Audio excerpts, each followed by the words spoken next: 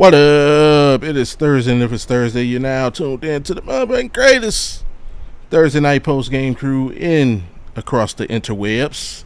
And yeah, we missing the dude because he be on SCP time. We try to talk to him, but it's just nah. I'm Bobby G along with April, the Jets girl, and Wildcard Mar be hopping on as soon as he's available. And this is the Audible Thursday night post-game show, the off-season edition. What's happening, Miss Lady? How you doing today? Hey, what's up? Chilling. It is a beautiful Thursday, day 2 of NFL free agency. I don't think anybody else has done any Indian giving, so we good on that front. Is that racist to say? Can we still say Indian? Nobody has done any takebacks like that. I apologize to anybody in the Native American community that may have been offended by my comments. There's no disrespect was intended, but yeah, nobody pulled a Raven. We'll call it that. That's not offensive. Nobody pulled a Raven. Hey, I'm sorry if I have a whole theory on that, on what actually happened, and I don't feel as bad as people are feeling. I don't. All right, I feel like some underhanded shit happened.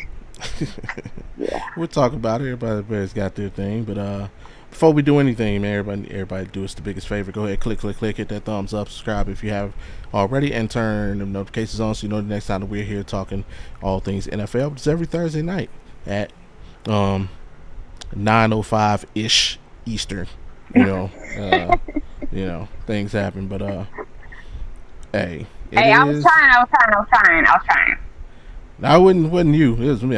Today it was me. I fell asleep. I was in good sleep too. Like, yeah, I was getting it. So at least I called. So okay. So later on in the show when Mar get here, because we're gonna hold it to when Mar gets here. I got some receipts that I brought to prove that I'm right. And so I'm texting Bobby, no response. But not even text. I sent him a message on Instagram. No response. I had to pick up the phone and call. Hey, send me your email. I need to send you this clip of my receipts because we gonna play this during the show. That's how he got here. Yeah, that's what woke me up. And thank goodness I have the most annoying ringtone on planet Earth. But I love it. I love it, especially when it's. When Are you a boomer? Are you considered a boomer? A baby boomer? No, I ain't that old. God dang, girl. Trying. Or what's the ones before millennials? I am Generation X. Okay, yeah. I'm Generation X. So boomers are okay. So boomers are what my parents were, and then you're Generation X, and then I'm a millennial. So I'm a millennial. I have 2 phones. One phone is on Do Not Disturb at all times. The other phone is on silent. The only thing that makes noise on my phone is my alarm. And then I have Google Assistant talk to me so that I make sure I wake up. And it says my name wrong, and it irritates me, so it makes me get up out of my sleep to turn it off.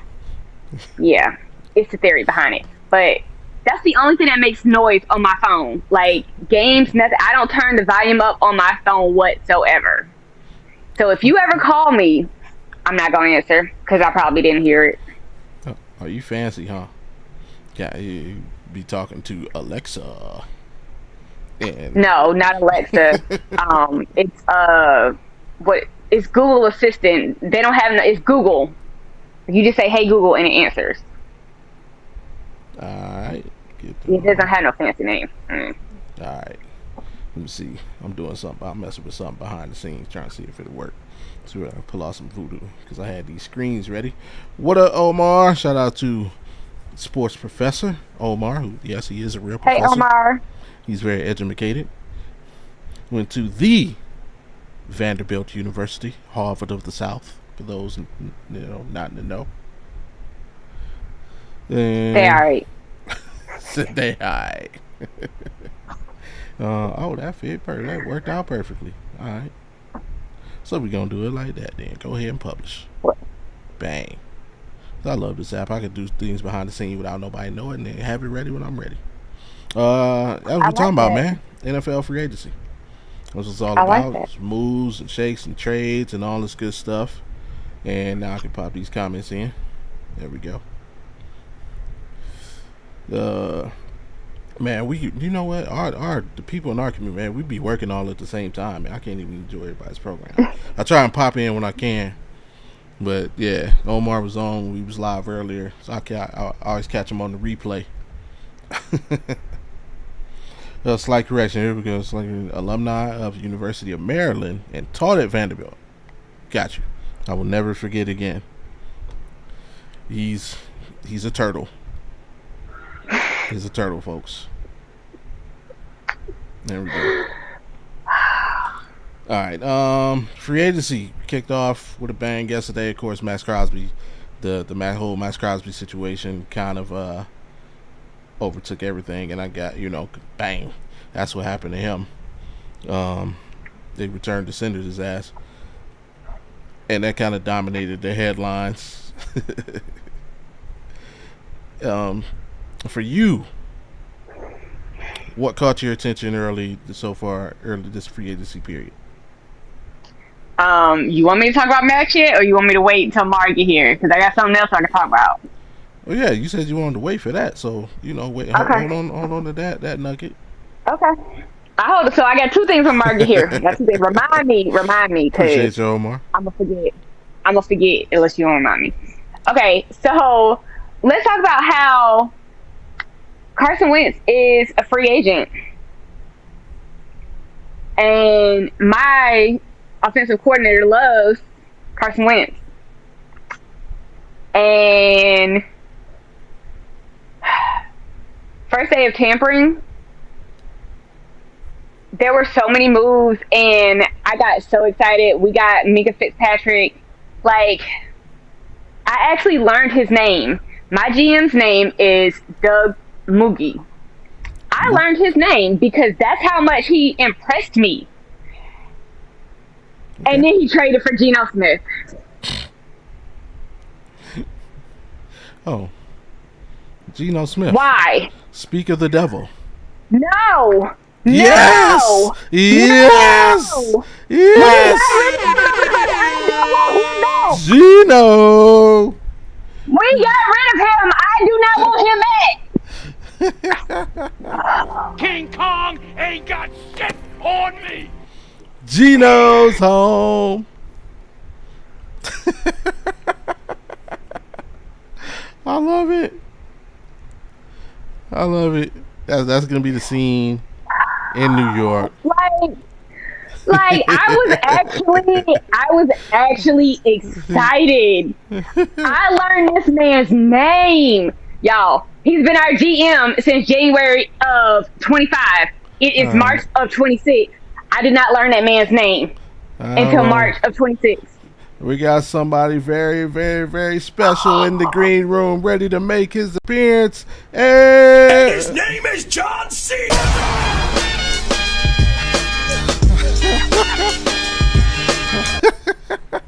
April's face. I hate that song. I so hate that song. I hate that song. Oh my god. What up, bro? Done with you when it comes to that joint, bro. I gotta get the whoop that trick, man. Hey, man. But it only sounds good if it's got the Booker T ad libs though. Oh yeah, man.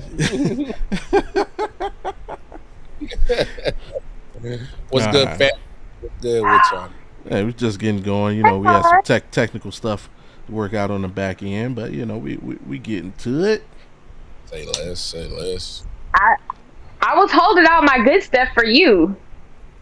Well, I mean, I hope I didn't miss it. That's what I was. So watch Rebecca. Oh no, I held it for you. I held it. But yeah, like I actually learned this man's name. I'm kind of pissed about that. I took the time, I learned his name, and then he trades for Geno Smith. But yeah, I mean, right now though. Right now, the only thing that's making me kind of excited is, are we officially tanking for Arch now? No, you're not. because exactly what's going to happen is this right here. This is the scene. February 14th, 2027. The New York Jets, led by quarterback Geno Smith, are going to be hoisting the Lombardi trophy, just right there. And then y'all are going to sign him to a 4-year, $350 million contract. 320 guaranteed. And then we're not going to make it back for another 30, 40 years.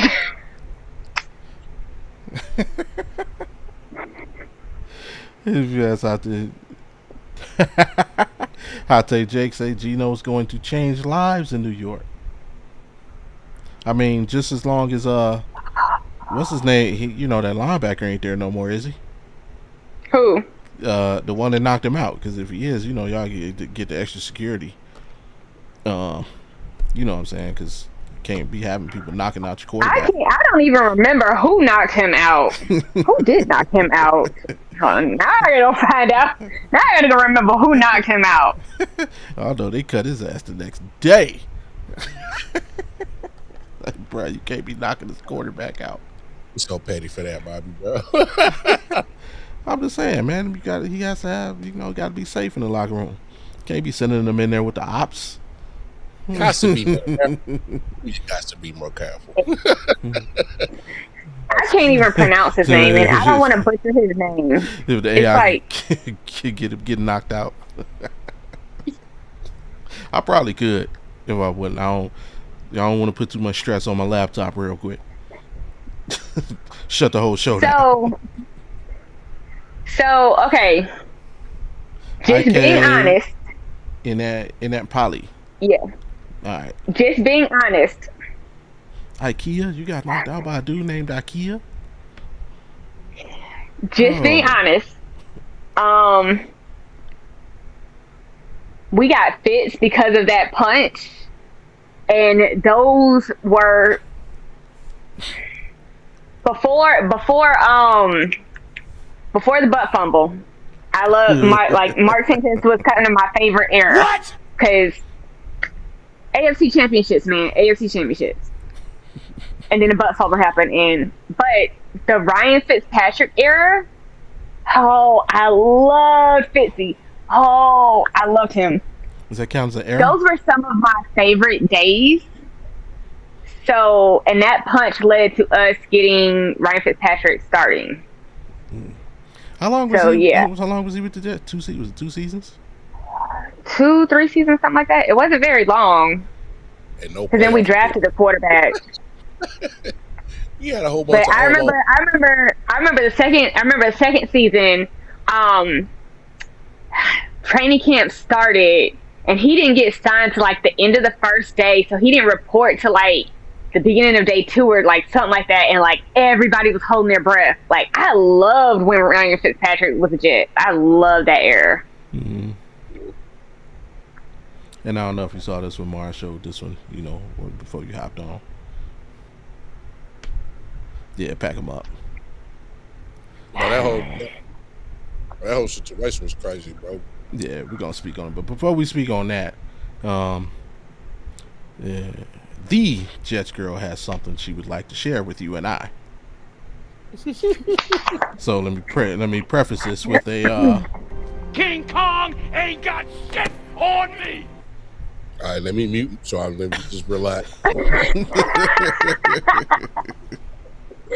Do you want to lead into it, or you just want me to put it up there?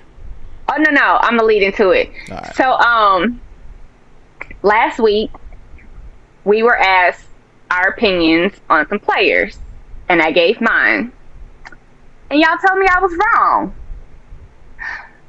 I brought receipts. You can roll footage. All right. So here we go and play. Oh.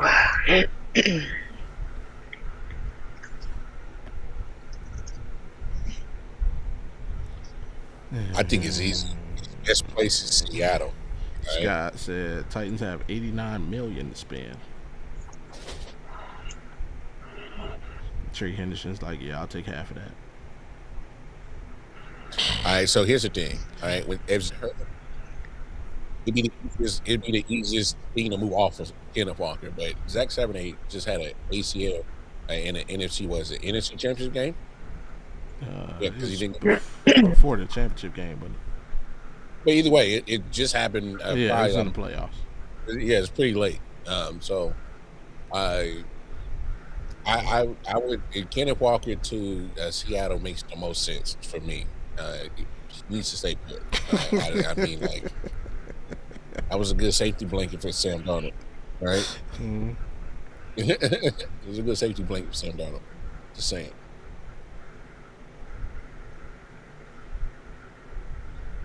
Yeah. What you think, Angel?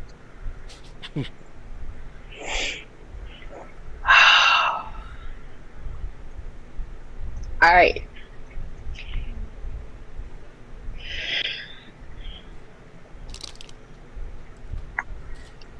It makes the most sense for him to stay with Seattle.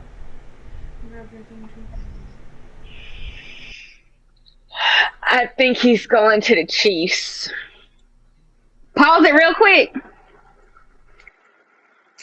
So, for those that don't know, last Thursday I predicted that Kenneth Walker would go to the Chiefs. And first day of free agency, where did Kenneth Walker sign?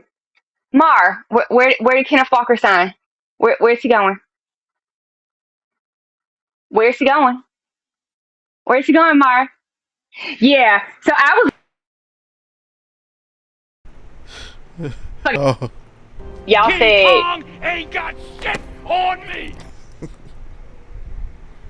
But remember, y'all said Andy Reid doesn't sign free agent running backs. He drafts them. I would like an apology because I was right, you was wrong. Thank you. I would say you're right in the signing. I'm not going to say I'm wrong because the NFL draft has not happened yet. So there's a saying that two things can be true.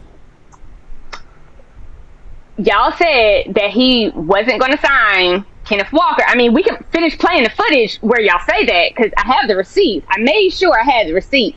So y'all said that he wasn't going to sign Kenneth Walker because he was going to draft Love. So I would like my apology. Yep, I'm still listening. can. Thank you. The NFL draft has not happened. He still can. Hey, no, He still can. Bobby. So who's right? Who's right? Who's right? What you say? Who's right? Okay. Who's right? Oh, you were correct. I'm giving you that. 100%. Correct on that part. Kudos, says you did your thing. All right, but hear me out. There's absolutely zero chance that the NFL is going to allow the Kansas City Chiefs to draft Jeremiah Love. It's not happening. Not after what happened at the combine. It's like, nope, we cannot let this guy get to them, and he's not getting the 9. So that's why we signed Kenneth Walker, to be honest. Because there's no way we're not getting Jeremiah Love. We're not. He is not getting the 9. Jeremiah Love is not getting the 9. Matter of fact, I would be surprised if he gets past 5.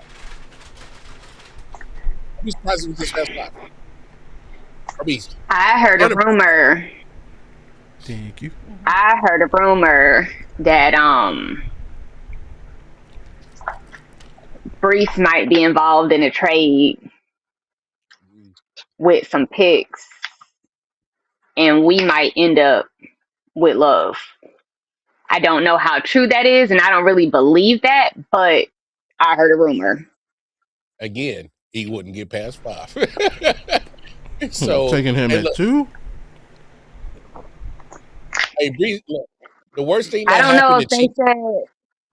I don't know if that they wanted- said they would take him at 2. Maybe we switched picks with somebody, but they had us taking him early. I just don't remember what pick they said it was. Hey, P, they just gave a whole bunch of money to Travis Etienne. They are not drafted Jeremiah Love. All right? You know Who? why? The Saints were in the one. same.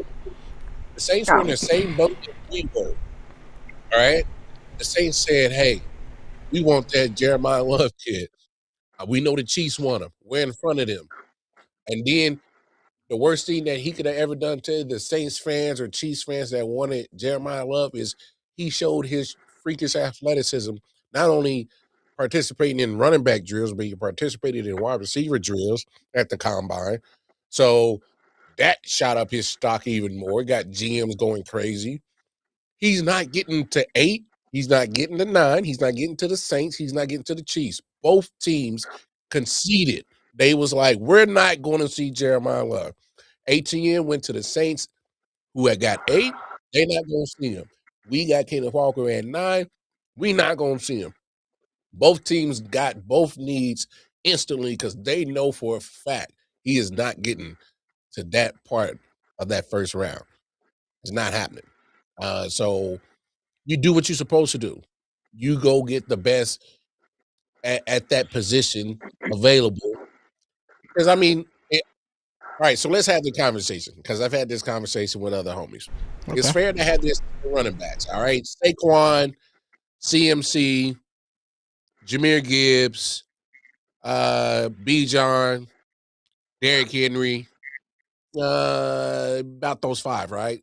They're kind of like in that upper echelon, right? Fair to say? Yeah. Yeah. And is it fair to say Kenneth Walker is just a level right under that? Kind of fair to say? Yeah. Yeah. He's the best available. You're not getting Jeremiah Love. What's the best thing available? All right, Kenneth Walker. 25 still, you know. You look at the body work that he's put on is pretty solid. You know, I've always kind of had the concerns of the availability, but the productivity is there. So, hey, if you know you're not going to get to that upper echelon type of caliber player like Jeremiah Love, who's, you know, touted to be in that upper echelon of those 5 guys that we just mentioned, get best man available. So you were absolutely right, April. But damn it, it's because y'all know the NFL was not y'all. Hey, y'all was going to find a way to come up with some kind of hoax, concluded, you know, colluded, some type of come up with some hoax or whatever, some kind of you know, keep the Chiefs away from Jeremiah Love, little veto vote or. Y'all literally would have ganged up on us and make sure we would have not got that guy. All right. So that's just a fact. He was not gonna get there, bro. Like, and I wouldn't even be mad at the NFL. They wouldn't even try to hide it. That they was like, nah, we can't let you have this dude, bro. hey, they pulled like a we almost had Chris Paul with Kobe type shit, bro. What? And besides, Miss April, don't you know? It's like when I'm right, and when I'm wrong, I could have been right, so I'm still right because I could have been wrong.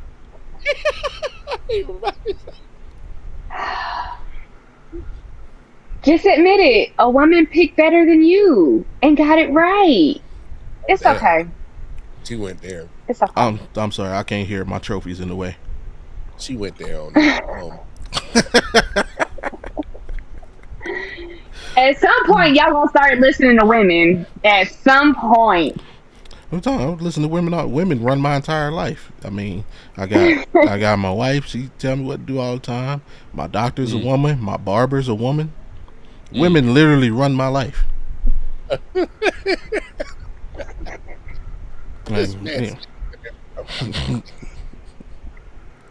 had the same cashier every time I go to Chick-fil-A. Yeah, women just run my life. Oh Lord, okay. But I'm mad that on this pause screen, it looked like it was like I'm about to come up there and cuss y'all motherfuckers out. That's why I was like, cut that damn noise out. Yeah. Can we like move it off that? You done? You finished with it? Yeah. All right. There we go. Now she just wanted to gloat real quick. Ain't nothing wrong with it. Have your shine, sis. Get your shine up. For sure. This is what we do. Um, but with everything that's happening, anything else catching anybody's eye? Anybody surprised by anybody who's still available? Well, before we get to still available, Okay. I need to say this real quick. We done seen this before, all right? And it happened again. I don't know what's going on in Indianapolis. I think y'all probably one of the losers of free agency. For one, Zaire Franklin, solid linebacker, fan favorite, traded him away. I get it. You want to probably start getting your youth movement, but and get the best. Oh no, that ain't what happened. You don't know what happened on there? What happened? Jeff T called up the coach, man. Get this motherfucker up out of here, man. Come on my podcast, talk shit. Get him fuck up off this team. Shut up. Hey, I ain't Stop with it. you. Get some help. But anyway, shut up, Bobby. You stupid. Didn't you have the wide receiver choice? I don't know why you think you needed to make a wide receiver choice. But I guess it makes sense. I guess you felt Alec Pierce was the better wide receiver out of Pittman, even though you just paid Pittman. So you traded him, and then you paid Alex Pierce a lot of money. Alex Pierce got paid. Cool. I kind of looked at the discourse on Twitter. It's kind of mixed feelings about the Alex Pierce contract, whatever. But my biggest thing is, here's why you failed in free agency. It's because you've already given up on Andy Richardson and said, hey, go seek a trade. But you literally got held hostage by Daniel Jones. Y'all put that in perspective, damn it. Y'all got held hostage by Daniel Jones. Y'all remember the last time Daniel Jones left the team hostage about some money? Daniel Jones got offered like 40-something million a year. He said, no, that ain't enough. I want more, cuz. He turned it down. Literally, they went in negotiations. You were held hostage by Daniel Jones. Because what else is out there? I mean, I get it. Now Kyler Murray got signed today. I get Geno Smith. But trading for Geno Smith was crazy. That was wild. But damn, I don't know which is wilder. Now that you put that in my thought process, I don't know which is wilder. Trading for Geno Smith actually going to go get him, or getting held hostage by Daniel Jones about some money. Both are pretty bad. The graphic is crazy. I'm just saying, bro. Like, hey, and his name is John C.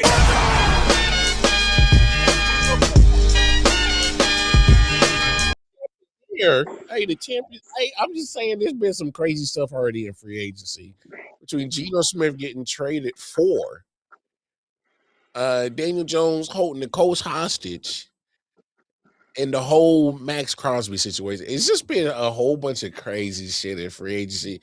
The NFL said, hey, yeah, we may not have no games, but we're going to find a way for y'all to talk about this, damn it. No, so this is what happened. This is what happened because, it's baseball season. Mark DeRosa has a press or is doing an interview, press conference, something, and doesn't even know what's really happening and uses the wrong lineup, and we lose to Italy. And that became national news, and NFL was like, hold on, hold my beer. And Max Crosby dropped. That's literally what happened.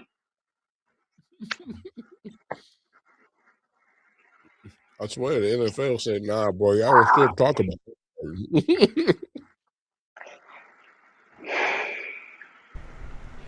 And the sad part is Bam couldn't even have his night because everybody was talking about Max Crosby, but that's the same night that Bam dropped 83. Bam couldn't even have his night. He couldn't even be like the biggest story because Max Crosby. Bam had his night. Asia made sure of that. What? No, I know, but every story should have been get some help. Bam, not Max Crosby. Hey, before and after the 83, cuz. Hey, that what got him inspired, and that's what got him awarded. You hear me? Shout out to Bam, man. Yeah. Hey, shout out to Bam. My man, hey, never mind. Nope, I'm not. I'm gonna let you have your Bam. Nope, I'm gonna let you have your moment, Bam, because I'm not gonna do you like that. Because I'm not gonna make it. I was about to say something, and I was gonna make it. I don't want to make it look like I'm a hater of Bam, because I'm not. Just about to bring that Kobe hate, wasn't you? No. No. I'm a hater of the officials of the NBA and the product that they are allowing. Oh. But it's not necessarily their fault. It's their fault. It's their fault my Cavs lost too. Desmond Bain threw the damn ball out of bounds. They gave him back the ball.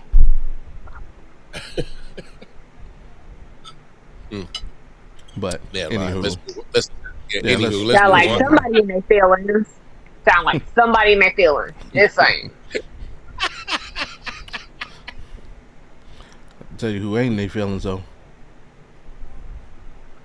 And his name is John Cena. Geno Smith, the champ, is here. Taking the Jets to the promised land. One pick at a time. If it's actually him that reaches it,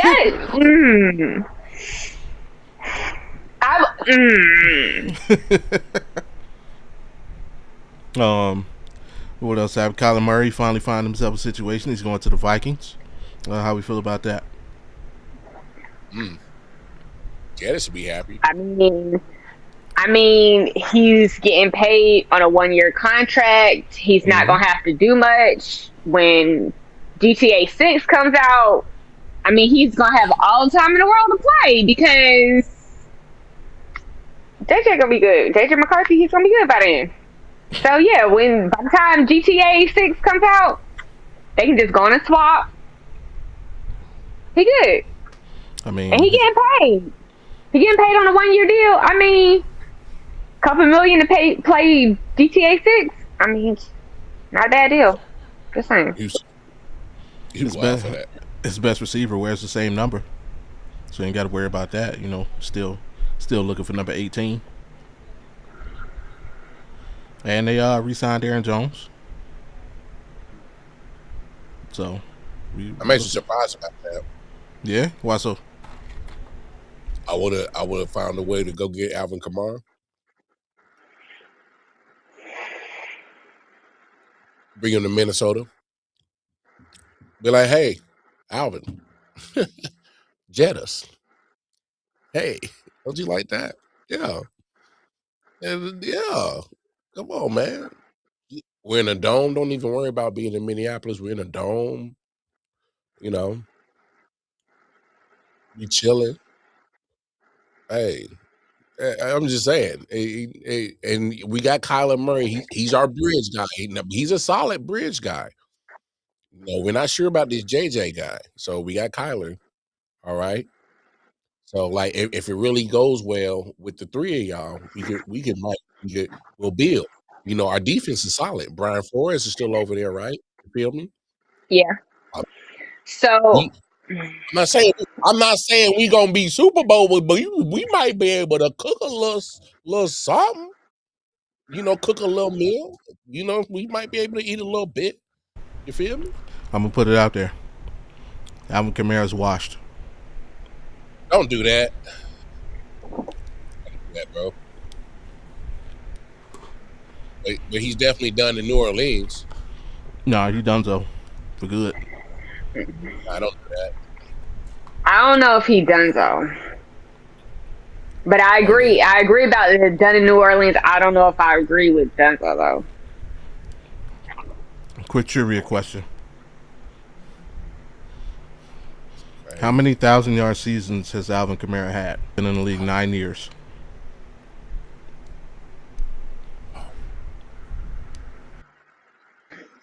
He's been in the league 9 years? Mm-hmm. I have no idea. Oh, damn. Same as me and you. Damn, none? He's never had a 1,000-yard season. Shut up. Let me look at this boy's stats, bro. Alvin Kamara has never had 1,000 rushing yards in a season. Hey, yo, so this man is the Bam Adebayo of the NFL, bro. Wait, that man had that touchdown night on Christmas? Oh, this is crazy. Alvin. All right, to picture some hell, he spent a lot of times in a dual running back system. Because what that mean? I'm just trying to throw some bail. You can't. Nick Chubb spent time in a two-back system. He damn near led the league in rushing. Hey, bro, I'm trying to throw some bail. So Sonic and Knuckles. What year did Kamara come in? 17. He's 30. So he'll be 31 when the league season kicks off. He'll be 31. Yes, he will. So he came in what year? 2017.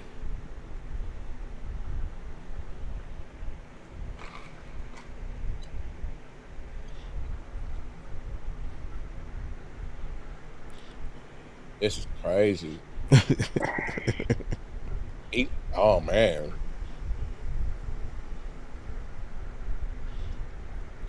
He's only had more than 900 yards twice. Okay, to be fair, he's at least given maybe, on average 1,300 all scrimmage yards. So that's where I'm gonna really picture something like that. All right. Because I see where you're at. The rushing yards aren't going to hit the 1,000-yard mark, but the total scrimmage yards is where I'm gonna really be like, killing the game. Put my flag on that is. But that's always been Alvin Kamara's game, was try to give you the total, scrimmage all around back type of game, So. But your first responsibility is tote that rock. I hear you.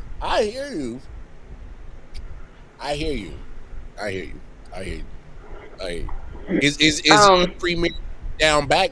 It's still we can have that conversation, and I might lean towards you, Bobby, and say, yeah, he's not that every down back. Like I'm calling it. He's going to it's downhill from here. I'm calling it. Said he was. That's crazy. Yeah. So I hear what you're saying. That's kind of wild, Bobby. And this is why you're wrong. Okay, go for it. Tell him why you wrong, sis. Tell him why you wrong. So you said he came in 2017, right? Yes. Okay. So he had 3 seasons of Drew Brees, but that was when Drew Brees was kind of going downhill. And then he had Jameis Winston, Taysom Hill, Andy Dalton for 1 season, and Derek Carr, and then Spencer Rattler.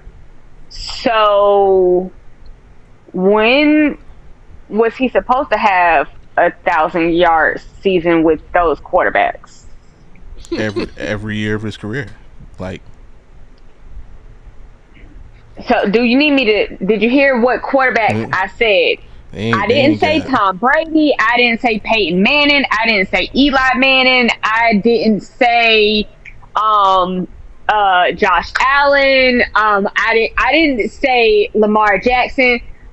I didn't say quarterbacks that were or that are great and in that conversation. Mm-hmm. Jameis Winston got a job because he was doing press and started asking other quarterbacks where should he go, and that's how he got his last job. This man has the same amount of interceptions as touchdowns, but he's supposed to have a 1,000-yard season with him? Yes. Like, stop it. Stop it. Stop it? Stop it. Okay. Stop it. Who quarterbacked y'all team last season? Me? Yeah, that's crazy. Brees Hall, 1,065 yards. Rest of my case. It don't take a good quarterback for you to hit 1,000 yards. You, sir, are the running back. Get the ball. Do your job. We wouldn't consider Daniel Jones in New York elite, right? Saquon Barkley, 1,000 yards. If you like that, you like that. But the fact is, as a running back, not counting his own out of the backfield, again, Lamar's absolutely right. His ability to catch the ball out of the backfield is what makes it successful. But just as a running back, Alvin Kamara was just mid.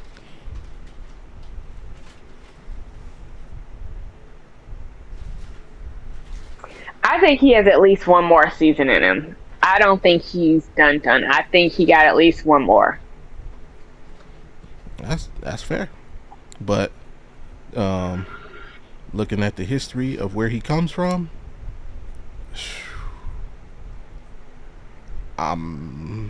it's tough. Just look at the people in this draft class. He's the same draft class as Joe Mixon. Joe Mixon's donezo. Kareem Hunt. Kareem Hunt's donezo. Dante Foreman, donezo. Dalvin Cook, donezo. These are running backs that came in with him. The only running back, or only two running backs in that class that are still getting the job done, and that's Christian McCaffrey, and we know he's been battling with injuries, and Aaron Jones. Other than that, yeah, every other running back from that draft class, it's pretty much their better days are behind them. James Conner also in that draft class, donezo. I don't mean done playing. I just mean their better days are behind them, and I think Kamara's about to be next. Yeah, from I think he got one more season, and then he's out after next season. I think 2026 is going to be his last season, and then he's done. Okay, what statistically? Give me a line. Alvin Kamara rushes for what? Depends on what team he goes to.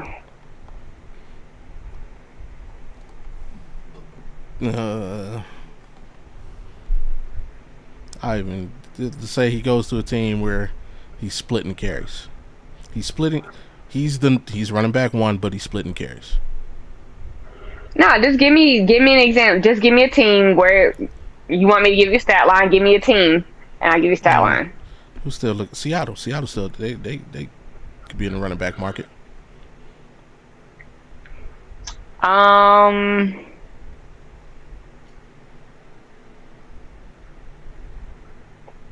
Put him on the Super Bowl contender. All right, so what's his how many yards does he average normally? I'm about to help you out, Averill. Hey, great segue. I'm glad you said that. All right. So on a 17-game average, all right, he's averaging 978 rushing yards, 8 TDs. He can't be. I'm trying to tell you. Well, you just 978 rushing yards, 8 TDs, 226 attempts. All right. And his receiving yards is 668 receiving yards, 82 receptions, 3 TDs. because he's getting at least he's going to average 103 targets, so that's receiving and rushing. So, like, I get what you're saying about being a running back, but his production as an all-purpose back ain't a slouch. He's literally like a tier under, like CMC. Okay, I'll set the bar then. Next season, Alvin All right, Kamara. so hold on. I got one. I got it. No, you said Seahawks. Okay, Seahawks. All right, so because I'm looking at his stats from every season, and I remember I just told you what quarterbacks he had. Mm-hmm. Okay, if he has Sam and he's splitting, I'm gonna say 975 yards, 12 touchdowns. I would take the under on both of those numbers. And here's why. Both of those would be career highs. No, they wouldn't. Not in. So his career high. His career high in rushing is 950 yards. So in 2024, he had 950 yards. Right. In 2020, the last year of Drew Brees, he had 932. Right. There are 3 other years that he came close to 900. That was 2022, 2021, and 2018. Mm-hmm. So, yeah, I'm going to say put him with Sam on a contender. I'm going to say 975 because he has something to prove. And then when it comes to touchdowns, 2018, he had 14. 2020, he had 16. That was with Drew Brees. His first year, 2017, he had 8, and then he fell off in 2019. So there were 5. That was all with Drew Brees. Mm-hmm. He didn't have another decent season with touchdowns until Derek Carr, and that was 5 and 6. So you put him with a contender, put him with Sam. I'm gonna say 12. It shows. Look at the numbers. I'm taking the under. I'm taking. Again, I can't, and that's why I'm saying like there. I mean, I ain't no mathematical genius, but I'm sure your average can't be higher than anything you've ever done in your career. So something in them numbers got to be. There's a decimal in the wrong place. I put it to you this way. If we're talking about the whole body of work of what Alvin Kamara has done, I mean, he's almost having like a Roger Craig-esque like career, couple seasons in there. Like he's almost going 1,000, like for real. So you don't no, you can't put him in the class or something. But Roger Craig actually did it. Yeah, I didn't say. I said he's almost like there's at least 2 seasons in there that he's like literally going back to back 1,000 like so. Yeah. 728. Hold on.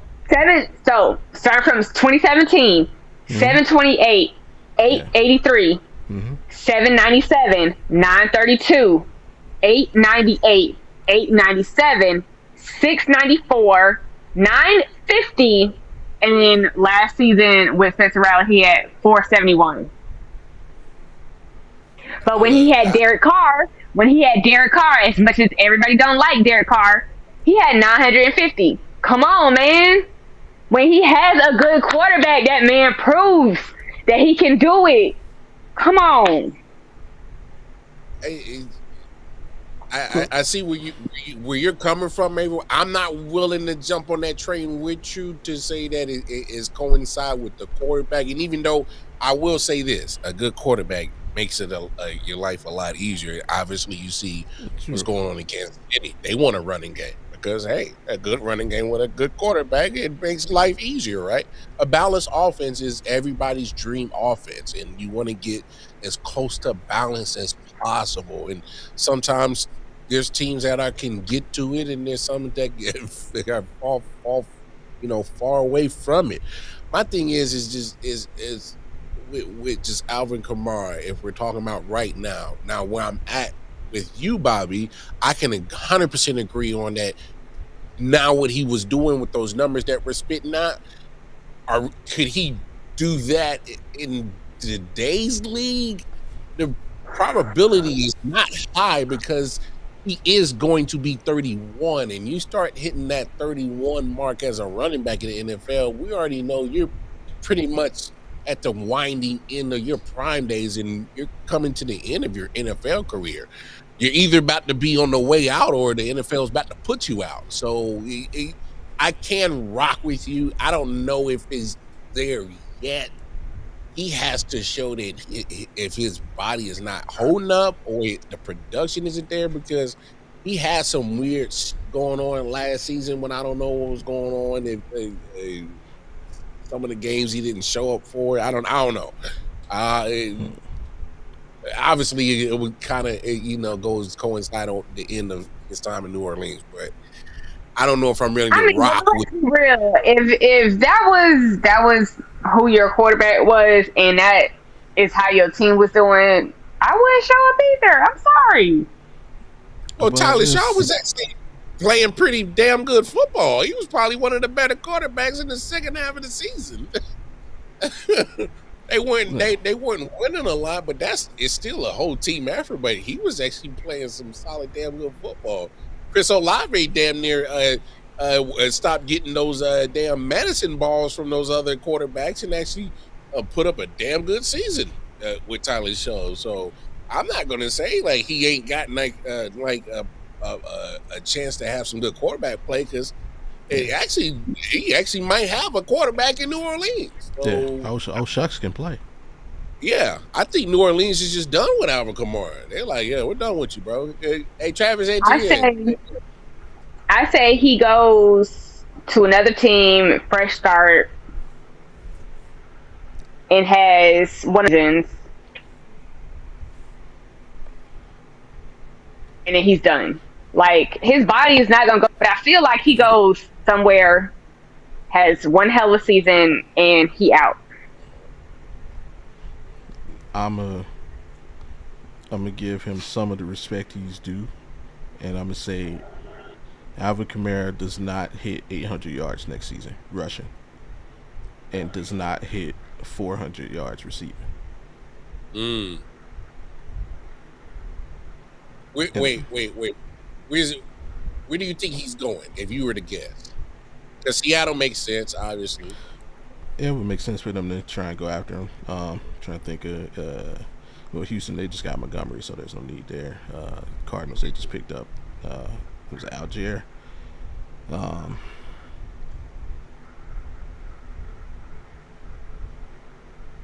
it makes sense. Who's y'all running back? Pittsburgh. We straight. We got Quinshawn Judkins.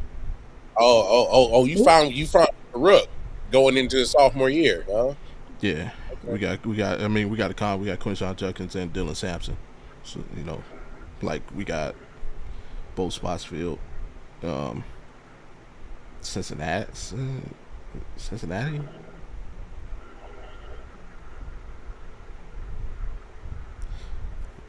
Jets, if they do end up getting rid of Brees.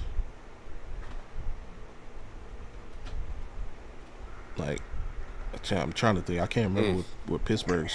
I don't think they would get rid of Brees for Kamara, because Brees is still.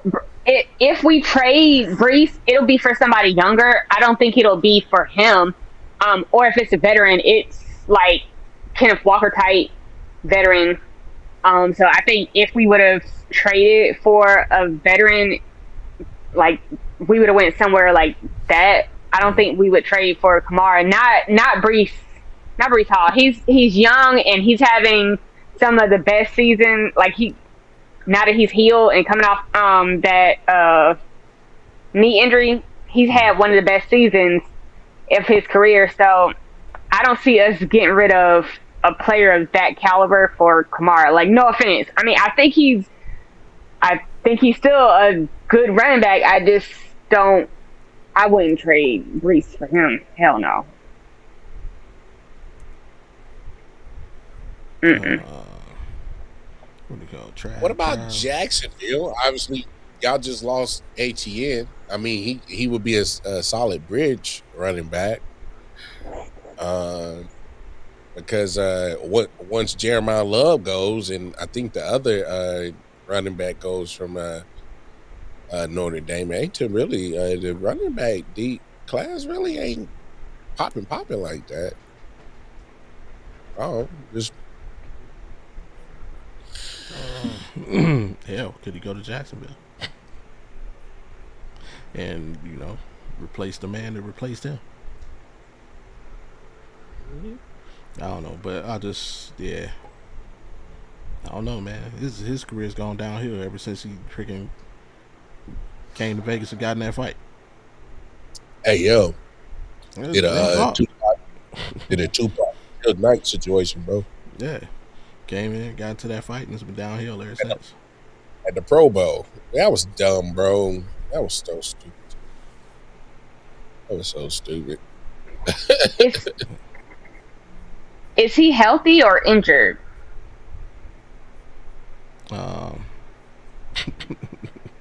I mean, he only played 11 games last season, so recovering, I guess, would be the right term. I think it'd be good. I think he'd be available for training camp. So.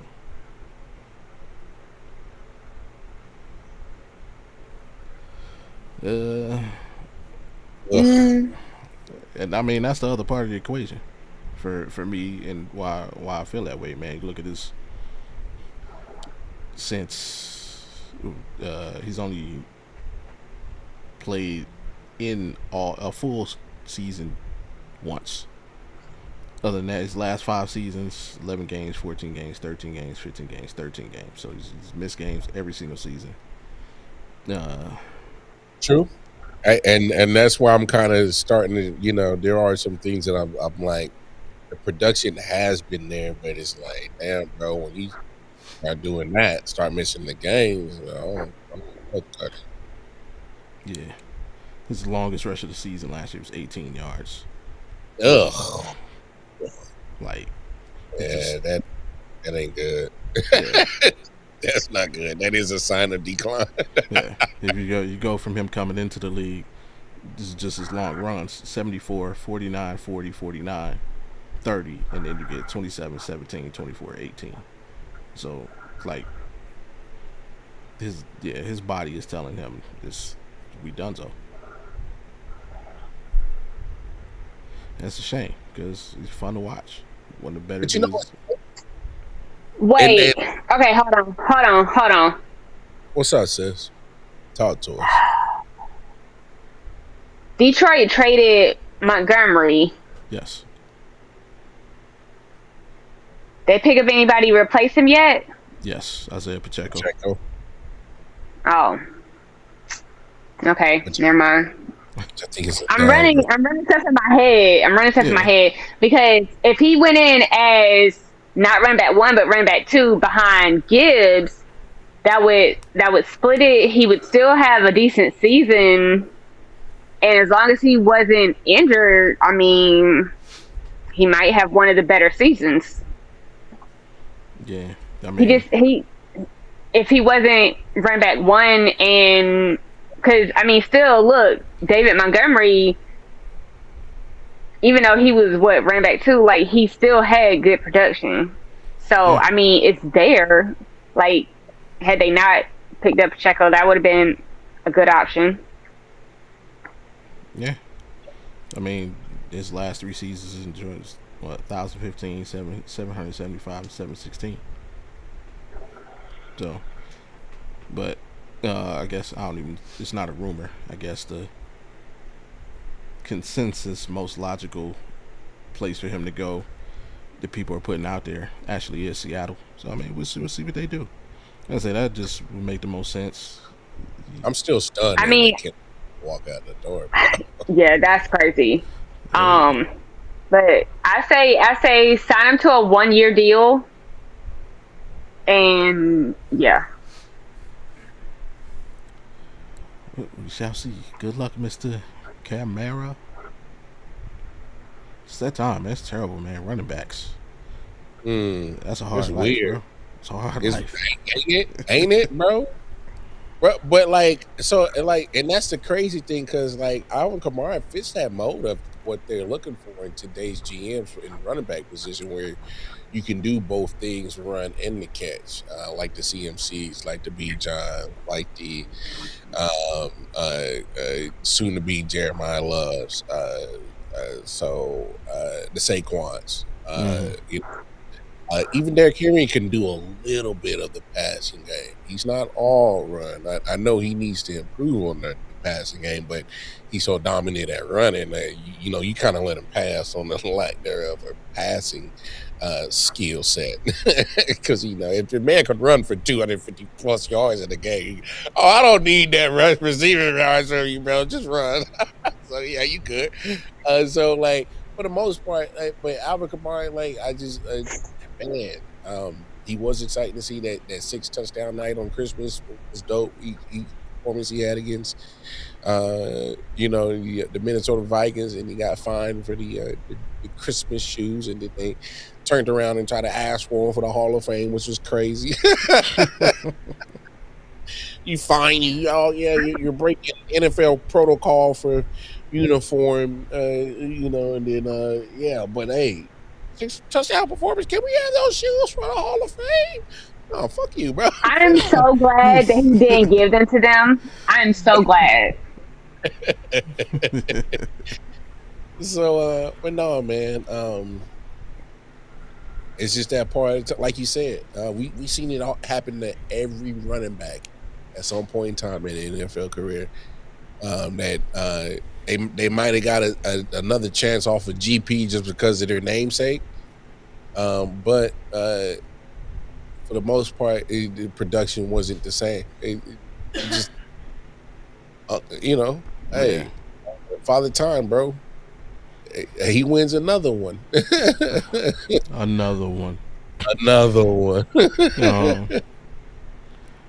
Wide receivers getting to the bag. How we feel about Romeo Doubs going to the Patriots? What?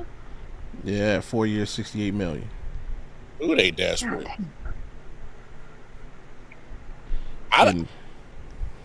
You can't tell me you couldn't find a wide receiver and develop in the draft. The wide receiver class ain't no punks. Did they not watch the combine? I mean, they can still get a receiver in the draft, but I mean, it's fine. But I'm saying, like, I would rather deal with developing and go the cheaper route in the draft, develop instead of paying $480 4 years. No, 4 years, 68. 68. But Romeo Doubs cashed in for just a regular run of the mill type of wide receiver in the NFL, bro. Yeah, I mean, I get you. You want a veteran in the room, right? That costs that much? Hey, I mean, inflation, baby. No, oil prices is going up. Shit. That's super inflated, bro. I mean, for veteran presence, that's inflated. We got Alec Pierce changed the game with 4 years for 116. Or I had that one, bro. And Romeo Doubs has had better seasons than Alec Pierce. Hey, bro, I was like, whoa. I said, Cat's over here getting to the bag. I just think that's what. All right. So, Romeo Doubs, Alec Pierce, Daniel Jones are the product of their position. And cashing in at the right time and having a solid season or a good season at the right time and cashing in at the right time and being the product of your position. Because Daniel Jones, to his point, plays quarterback. Everybody needs it. He did play well. He did get hurt. And then you saw how the offense looked. So they're going to credit that. It's the Daniel Jones effect. No, we seen this with that dude before. No, he plays well, then he gets hurt, asks for money, and then you get the pumpkin that hits at midnight. So, boom, there you go, Indy. Have fun with that shit.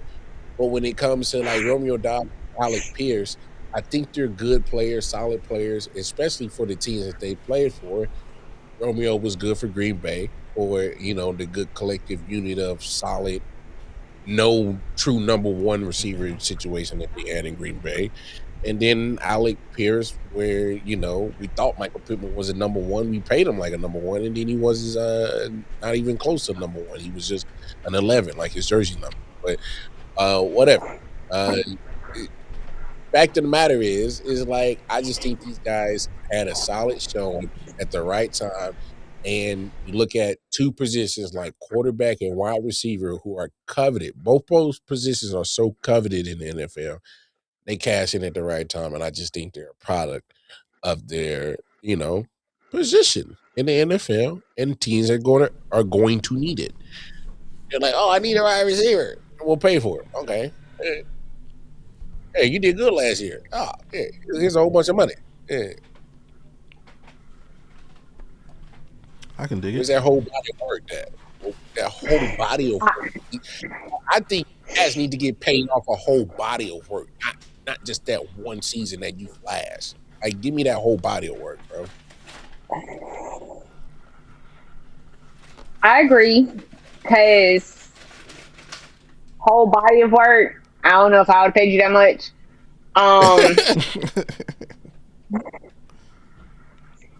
Especially Dobbs. I'm sorry, I don't know if I'll pay you that much.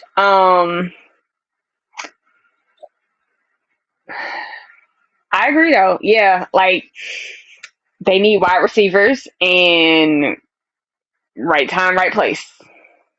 Mm. I feel like if some other wide receivers were on the market, them contracts would look a little bit different. Fair. Question for you, Mr. Marr. Like, do Kansas City Chiefs just not like paying defensive backs? I've been trying to tell people. They got rid of the entire secondary. Whole secondary gone, bro. Ryan Cook, safety, gone. Went to Cincinnati. McDuffie traded him to L.A., gone. Other corner on the other side, Jalen Watson left the free agent. He went to go parlay with McDuffie in L.A. One of our reserve cornerbacks, Joshua Williams, he went to Tennessee. No, we not only lost like 3/4 of our starters, we lost backups. Cat said, "Hey, man, yeah, we know we ain't getting paid here." We gone, cuz. And look, I've been trying to tell people, and obviously because I am a fan of my certain team, and obviously Averill being a fan of her team, you being a fan of your team, we're going to know certain things of how our teams operate more than others on the outside. And I've been telling people for the longest, Chiefs don't pay corners. I can go down the line of corners that just don't get paid, and I can go at least 15 years deep of corners that just been asking for money and won't get it. And it don't matter who's at the GM role. It's just something about the Hunt family don't believe in it. Yeah. That's how we ended up with Juan Thornhill's simple ass. We ain't paying no corner, no. So I've realized. So this what I've realized with y'all. That's wit trick. Y'all. This is what I realized with Chiefs. Y'all just have a quarterback that can go out and just score. So your defense don't have to be as good because your offense is that good. It's been the other way around, baby. That offense has been putrid. It's the defense. Y'all ain't paying nobody. When it comes time to pay, y'all don't pay. They leave. You got to start all the way over. Come on, man. Oh, well, see, and you're right, Averill. You are absolutely right. They haven't been investing in the offense. You know why? Because they're saying, "Oh, I got Patrick freaking Mahomes. He'll get us out of everything." Because your offense is that good. They're like, okay, well, Yeah, we'll but just that's put a player in. yeah, but look, and I get it. Patrick is great. He's done a lot of great things in the NFL. But you can't make a magician do magic, turning chicken salad when there's a whole bunch of chicken shit all the time. You can't have average and try to elevate average all the time. You can't do it. Sometimes a motherfucker just ain't good. Give me some talent, bro. Give me some talent. That's just a fact. All right. I don't care if you're Joe Montana, Patrick Mahomes, Lamar Jackson, damn Josh Allen. You could be damn Geno Smith. Hell, look at Brock Purdy. Brock Purdy was a 7th round quarterback. That man went to Iowa State. That man was Mr. Irrelevant. You surround him around a whole bunch of talent, the motherfucker gets paid. All right? Put talent around anybody and you look good. We're not. Can you take him down, please? I mean, it look? I mean, you got to put talent around your quarterbacks. It's just a well known thing, and they got cheap on the offensive side, and you can't do it. You just can't do it all the time. You just think that, oh man, yeah. Go play pitch and catch with the store clerk. We'll get to wow, the Super Bowl. Not the store clerk. What is going on? Oh man, we can't get there with that. Yeah, I'm over here working with the guy that's working on the practice squad at the Amazon plant with me. He getting signed. Well, you can't go to the Super Bowl with that guy. No, you'll be back here in the plant with me next week, bro. Hey, what we doing? Nah, man. And I mean, it's not only in the secondary. Guys also lost Leo Canal, one of the better linebackers on the team. Oh my God, I was so hurt by that. Hey, Washington made a couple of moves. They did. Washington made a couple of moves. I kind of like what they did. I hate to say this because I am a Chiefs fan and I hate the Raiders with all passion. I did kind of like what they did. And that was before the trade got nixed. The Max Crosby trade got nixed because they went defensive heavy. So that kind of let me know what they're tired of. They're tired of Patrick Mahomes killing. I mean, we might all tired of Mahomes guy killing us, bro. So yeah, and we got Justin Herbert. We're tired of that guy. Well, we're not so much worried about that Bo Nix guy, but if he happens to want to turn into a quarterback, wow. And,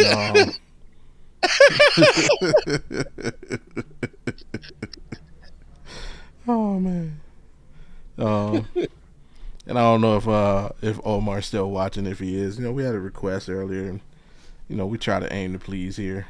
So he asked for something to look at, and I went on ahead and cooked something up real quick. Hey, stop. Hey, stop. And get pop, pop, pop.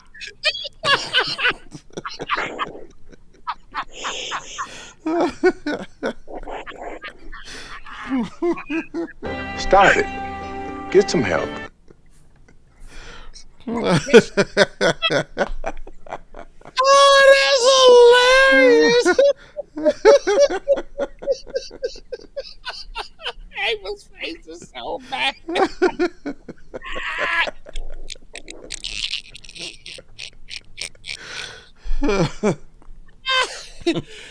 So for those of y'all that don't know, I might never tell you how I feel, but you will always know how I feel because of my face. I can't hide it.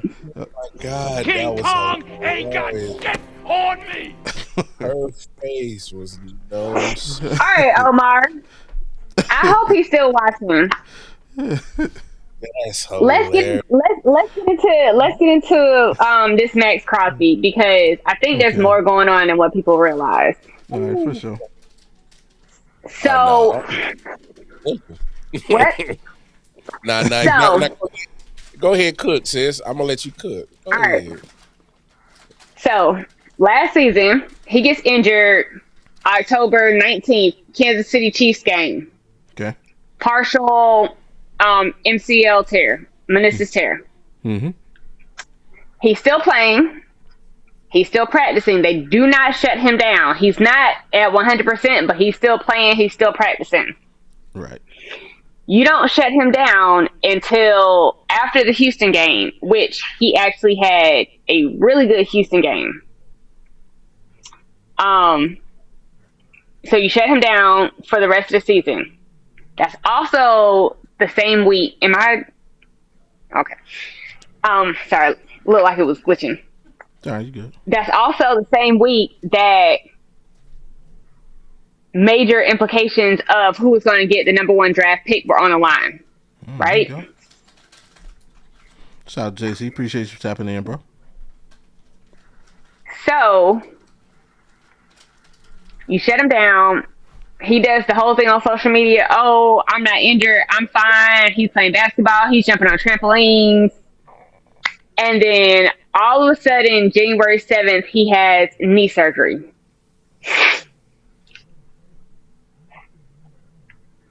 Everybody knows he had knee surgery. You cannot hide that. It was all over social media. It was news.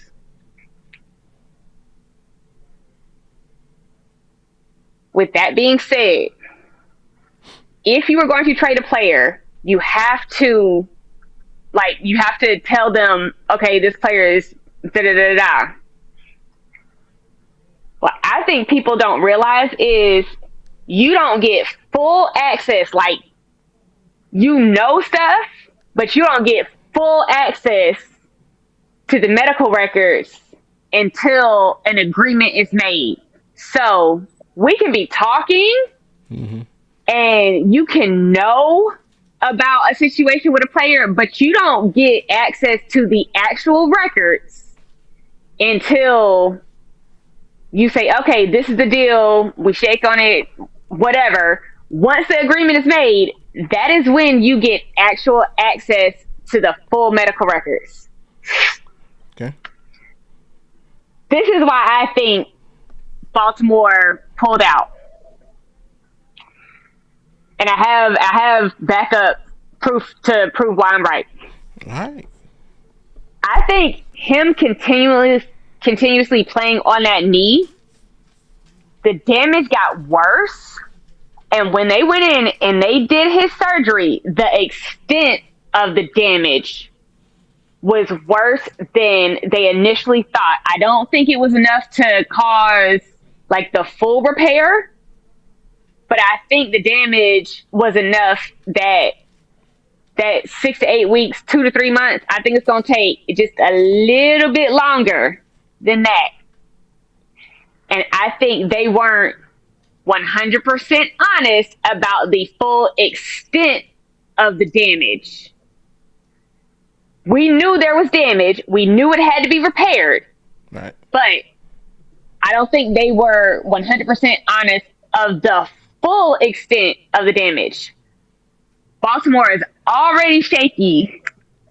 And then them not being 100% honest, I think that is why they pulled out. I know everybody's other theories. I get that.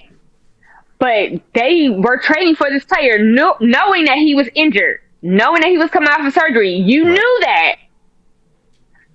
But what ultimately killed the deal was the extent of damage was worse than what was originally thought. Not saying that he's not going to play next season. I think he's still going to come out. He's going to play next season. He's going to have a great season. But if you aren't 100% honest about a situation, I think that is what killed the deal and made them renege. Now, here's why I think this. 2 reasons. Number one, Tom Brady is one of the owners. That motherfucker shady as hell. Deflategate. I rest my case. What? Deflategate. I rest my case. That motherfucker shady as hell. He gonna do anything to win. He is going to do anything to win. I do not trust him with a 10. Now, actual like thought process in it. Different player, different sport, and there wasn't a trade on the line, but similar situations. Last season, Anthony Volpe, shortstop for New York Yankees, had a tear in his had a labrum tear. They gave him cortisone shots. He played through it. Ended up being taken out of, I think it was like 5 games in September. Kept saying, "Oh, he's okay. Doesn't require surgery. Doesn't require surgery." And then by the time October rolls around, he ends up having to have surgery. It did not come out. Now, this man had surgery in October. It did not come out until the winter meetings in December. So 3 months later, it came out that the extent of the damage in his shoulder was far worse than what they expected, what they saw on the MRI. Further proof that I know what the fuck I'm talking about. I had a labrum tear. I had surgery. I had 2 surgeries. I was about to say, my doctor went this in. Is a family program, young lady. My doctor went in. The first surgery, all he did was clean up my shoulder. He could not find the tear. Did repeat MRIs. I'm still in pain. A year later, I have a second surgery. He had to fully open up the front of my shoulder. He was supposed to go in laparoscopically in the front and open up the back. He had to fully open the front of my shoulder and then open the back of my shoulder. He said the extent of the damage was far worse than what he expected or saw on the MRI. Okay. I think just them not being 100% honest about that little bit, because remember, anything that comes up in that physical is why you can cancel a deal. Them not being 100% honest about the extent of the damage in his knee, I think that is why the deal fell through. I think you're right about a lot of things right there, but here's my only pushback: is the Raiders were very honest about Max's health when it was even last year. They wanted to shut him down because of the knee, and he fought and got mad at them because they shut him down the last few weeks of the season because of his knee. Yeah. So they knew what it was. So they literally shut him down despite him raising hell, getting mad, going on Twitter, and I mean, he eventually got over it. But I guess now, because now that the trade is rescinded, now he's over it. Like he's like, "Oh, I'm content being a Raider now." No, your trade value is pretty much shot now. Yeah. Because you're not worth 2 firsts no more. That was as good as it was going to get. And now and look, we're talking about a few weeks probably removed from whatever surgery he's at. I think it was a hoax to begin with. Like, there was no team that was going to. I think they just pretty much had buyer's remorse. It's like, damn, we gave up 2 firsts, and Trey Hendrickson's still sitting out there, and we pretty much are getting the same production.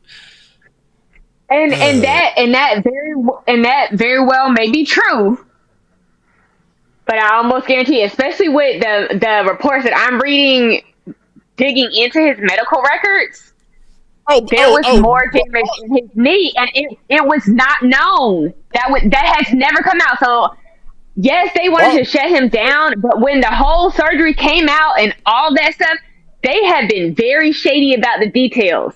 So yeah, they may have had buyer remorse. That may have been a part of it. I understand that, but to get that deal like mixed, something had to be in the medical records. Something had to be in those medical records. And I think just that little bit of not knowing the full extent of the damage and not being forthcoming, that little bit is what killed that deal. Because it just had to be something in the medical records to nix a deal. And that was it. Now, I can agree I get with what you're saying, and they probably did have buyer's remorse. I get that. But once you made that agreement, you were stuck in it. You had to, something had to have happened, or you had to have seen something to make you be able to rescind that deal. And I think that's what it was. He had a little bit more extent of damage than they realized, and that's enough. That's all I need. I can nix this deal. I hear you. It's just a lot. It's just a lot of things that just seem kind of fishy about this situation, because they made it seem, Baltimore made it seem like, oh yeah, well, we were targeting both Trey and backs at the same time because we wanted both of them, and then if we just happen to just end with one, that's better than none. And I'm like, I'm not really buying that, because my thing is like, you gave up 2 first rounds. It was agreed. Literally, if the physical doesn't happen and you really have buyer's remorse, when days later Trey Hendrickson's still sitting out there, and you hearing that he's asking prices $30 million and nobody's moving and nobody's budging, and you can go lower and pay Trey Hendrickson lower than what Max's actual contract is at, because you're going to hit 30 plus with his contract once you absorb his contract. And you go lower what you just paid, because you probably paying $28 a year for Trey now, something like that. And you're looking at the production; they're damn near the same. I mean, they're damn near the same. One just has to kind of stuck in Cincinnati on a trash ass defense, so he gets no all pros. So, I mean, it's crazy. I just think that's just a part of the situation for me. And it probably is. And I mean, but it had to be something in that physical that made it able for them to do that. And that's where my thing comes in, because there's no way you can't just. I'm sorry, if his knee was not as bad as I think it is from off of what they're saying, there's no way they would have gotten out of that deal. They would have had to go through with it if his physical was fine. So it had to have been something in his medical records, because especially if he's rehabbing and he's progressing in his rehab currently, it had to have been something they found when they started reading through the records to make them nix that deal. Not if he's progressing the way they're saying he's progressing. All right. Well, I tell you what, they were smart how they did it. They was like, "Hey man, we gonna medically legally get out there some shit, motherfucker." And I ain't gonna be mad at him for doing it. I ain't gonna be mad at him for doing it. I'm gonna go deeper into the conspiracy bag, because let's face it, it's just funner that way. And we are all parents, and you ever had like your kid just ask you something real quick, or catch you when you ain't paying attention, and you be like, "Yeah, go ahead," and then you take a second to think about it. You hold on, you try and chase them down real quick. Whoa. Yeah. This is what happened. Yeah. See, what had happened was they used that distraction. You want to trade? Do you want to? No. Hear me out. Okay. You want to trade for Mascot? Okay, yeah, we working out a deal on that. Hey, call Tyler Linderbaum's agent. Because what happened first? The Baltimore Ravens put out they wanted to re-sign their guy Linderbaum, and they were going to make him the highest paid center in the NFL. What did the Ravens do? They called him and said, "Hey, you want Max Crosby?" Oh yeah, we're working on that. What happened in the middle of all of that? The Raiders then signed Tyler Linderbaum for an ungodly amount of money. A whole bunch of money, bro. And they were able to do so because we traded y'all Max Crosby. And the Ravens, hold on. Because they could have got a better deal had they traded him.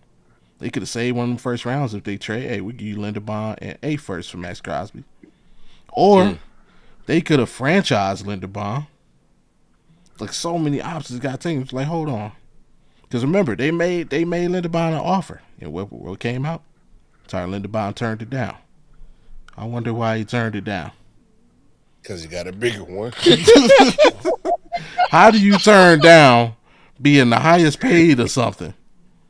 Because you about to get higher paid than that. So the Ravens figured out that they got. It was like, okay, I got you. Watch this. Yeah, we're gonna get out of this. And now the Raiders are stuck with all that money. They got to rework some stuff. They got to fix all the money they just spent. And because they spent a whole bunch of money too. Yeah. They was like one of the leading spenders in free agency. Mm-hmm. And they had the money, but they sure did spend it. Yeah. and they spent a lot of it with the idea that Max was not being a part of that cap. Mm-hmm. And his big cap hit. Yep. And the Ravens being King Petty. When did they let this be known? At the last minute. They could have the day of the new calendar season was about to start. They could have did that any other time. What time is it? Nope. 3:55. All right, let them know. Let them know we ain't. They had the big joke in their hand. Nah, since we're doing conspiracy theories,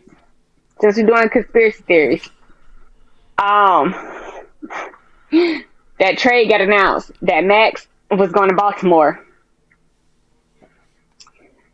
Somebody in Cincinnati, not saying it was Joey B, but somebody in Cincinnati said, "Oh hell no, Joey B is gonna die this season. Y'all got to kill that trade." And then all of a sudden, Max goes back. Because think about it. Joey B was going to be running 6 games of his life. TJ Watt, Myles Garrett, Max Crosby. That's 6 games. Sir, you're going to die. Sir, you're going to die. They didn't anticipate that coming, though. Hey, I can they didn't anticipate that part coming. I can see you. But somebody was like, "Oh God," because you know, Cincinnati don't got no O-line. And you know who every defensive player's favorite quarterback to sack is, right? Joey B. Nah, once they leave a team, it's they old quarterback. One they couldn't touch him, right? Yeah, I'll never forget. Lawrence Taylor did an interview one time. They say, "What quarterback did you never get a chance at? You wish you would have sacked?" Phil Simms. Because every time I get close to him in practice, they blow that whistle. Hey, touch it. Myles Garrett did the same. Myles Garrett was so happy when he hit Baker Mayfield. You're wanting to do that, dog. But wait. What if it comes out that the Raiders actually really did do something to make Baltimore renege because they didn't want Max Crosby hitting Mendoza? Just saying. Got to protect that young man's future. Sir, we do not need you get hit by Max Crosby. Come on, Max. Just come back. Well, I mean, for the meantime, he's going to be hitting Kirk Cousins. Crazy. But, wait, where did Kirk Cousins go? He going to the Raiders. Wait, when was that announced? Kirk Cousins. When was that announced? The Raiders are expected to go after Kirk Cousins. They announced yesterday. It's not official, but they are expected to. Oh, I was about to say I ain't seen nothing official. Ain't fair, but I'm just waiting to see. Look, I have my notifications turned on. I can't wait to see who this man fleeces next. This man keeps fleecing people out of guaranteed contracts. He is not a guaranteed contract quarterback. and he keeps For them fleecing 10 crowds was these on, people out they'll of be playing money. the Ravens. Oh yeah, the schedule makers is already cooking that up. They was like, hey man, wait, hey, they can't wait to finish free agency. They was like, boy, that's the first game we about to put down on the market, dog. Ravens versus Crosby's team. Just remember that. Take a note of that. Because we'll be sitting at home until someone gets injured. He's following the Phillip Rivers. Hey, no. If Kirk Cousins gonna sign with somebody, he going after that bag. No, I think that is going to happen though. If he can't get guaranteed money, because Lord Jesus, please don't fleece nobody.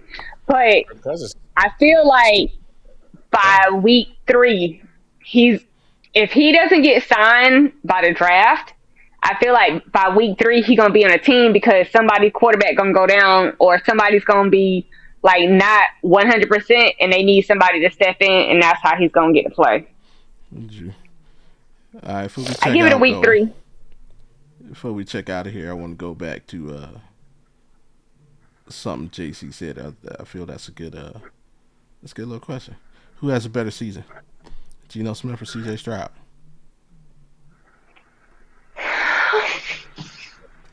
Hey, bro, when I saw that comment, I was like, yo, that's crazy, bro. That's a legit question, though. But at the same, that's what I'm saying. That's crazy, is because like at first your initial thought is like, yo, that's a wild statement. That's diabolical. But when you look at how CJ Stroud's career has been going, you like,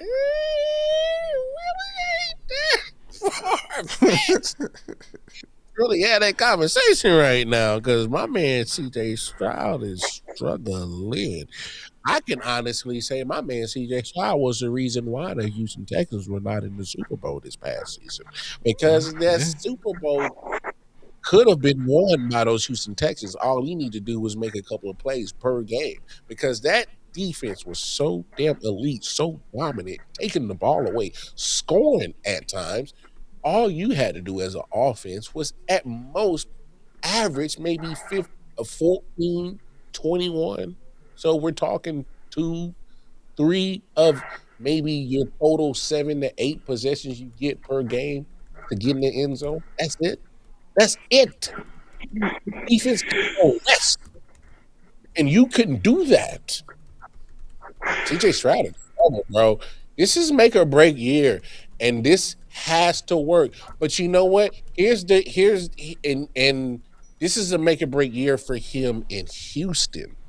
I think if he gets somewhere else that can actually manage to put a damn O-line in front of him, like how do you take every year? This is now 2 years in a row that they are blowing up their O-line, and this is 2 years in a row that they have not had a good O-line, and it's like, I understand that CJ Stroud hasn't played well, but you're giving him dog shit in front of him, bro. So it's kind of hard to really evaluate and say if it's him. So this is why I'm saying it's a make or break year for him in Houston. Because if they go through another year again, now they're rebuilding this offensive line again, and it turns to another year that they're dog shit and he doesn't play well again. Yeah, they need to move on. Because obviously he can't play well in front of dog shit, and he can't show well in front of dog shit, because that's what you keep presenting. They're not good on the O-line. Houston has now been at least one of the worst O-lines in the last 2 or 3 years, and it's getting mass dominant their defense is, and you can't continue to do that. And because now this is 2 years in a row that we're seeing a regression of CJ Stroud. 3 years removed from his rookie year, we thought this guy was going to be, even himself was over here trying to give advice to damn Caleb Williams, like he a damn top 5 quarterback and shit. Like, come on, bro. Like we're far removed from that conversation of seeing CJ Stroud in a top 10 conversation, because he's been bad behind a bad online. Gotta give. Yeah, and just to give the people something nobody asked for. No. Oh, Lord Jesus. Oh. You are an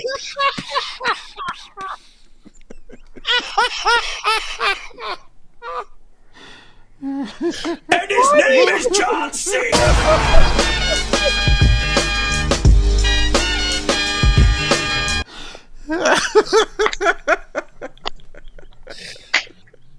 All right. So I hear what you're saying. I hear what you're saying. Oh my gosh. Yes, Houston needs to focus on their O-line. But Tank Dell is practicing at full speed. And I think that CJ redeems himself next season. It's his boy back, yeah. And I really hate to say this, and I can't believe I'm fucking saying this. Oh, don't say that.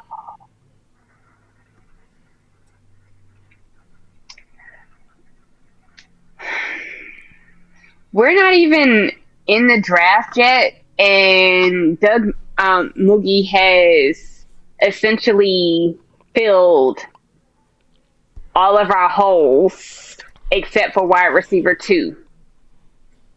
And we have the number 2 pick. We're not going to get a quarterback, Carnell Tate, as our wide receiver 2.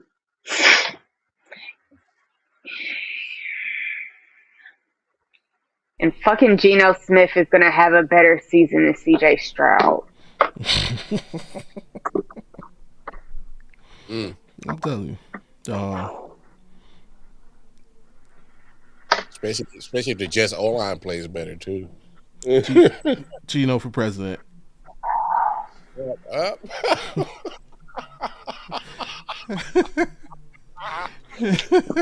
Oh, God, Right, this is man. irritating. This Right. is so irritating. I don't want it to be Geno, but damn it.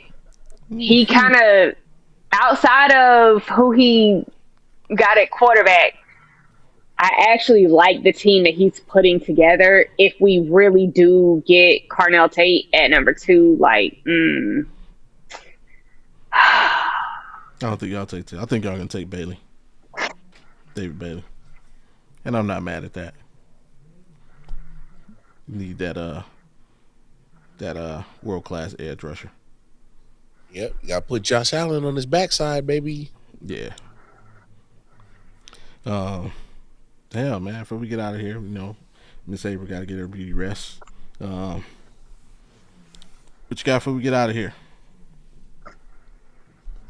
oh, it's World Classic baseball. Like, we in the semifinals, finals Okay. coming up. Yeah, it's gonna be a very exciting weekend through Yes, sir. Tuesday. So yeah. Hey, glad we could do that, man. Appreciate it. Tap out. Don't forget to hit that like and subscribe if you have not already for us, man. Yeah, I didn't like the fact that the U.S. had to rely on another team to get us in there. It is what it is. It is. So I mean, it happens sometimes. it had no business. No. Lorenzen should have pitched against Great Britain. Goldschmidt should have played first base against Great Britain. Schemes should have pitched against Italy. Scooble should have pitched against Mexico. And Harper should have played Mexico and Italy games. No, Scooble called his own shot, didn't he? No, Scooble shouldn't have taken a spot if he wasn't going to be all in. Yeah. No, they already knew. They already knew that going in. They already knew that it was already agreed upon going in. They knew that. But that's what I'm saying. He should have get him up out He of should here. have pitched the Mexico game. He should have pitched the Mexico game. Yeah, but what I'm saying is if you know that you aren't going to be all in and be able, and you're going to report back to spring training at a certain point in time, then just don't come. Like go. No, like, that's not the issue. That's not the issue. No, I'm saying they completely underestimated Italy. Hold on, Aaron. And I'm he talking. switched the lineup. He switched the lineup for Italy. That is not the lineup he should have used. Well, I mean, Italy, they play better. Point period. But what I'm saying is with Tariq Scooble, you as a player, maybe I'm holding him to I guess a level of expectations that I would be if I was a professional player, because I kind of hold myself to that standing as just every day. If I'm not going to be on, I'm going to participate in a tournament and represent my country in something that's every 3 years. This is like their Olympics. If I'm not going to be all in, then let me chill out. Let me sit down. Like, to me, this is because you seeing how these other countries are taking it so to the heart. They're playing pure baseball. Like, they're like cats are like they get their first win as a country in the World Baseball Classic, and grown ass men is crying and shit.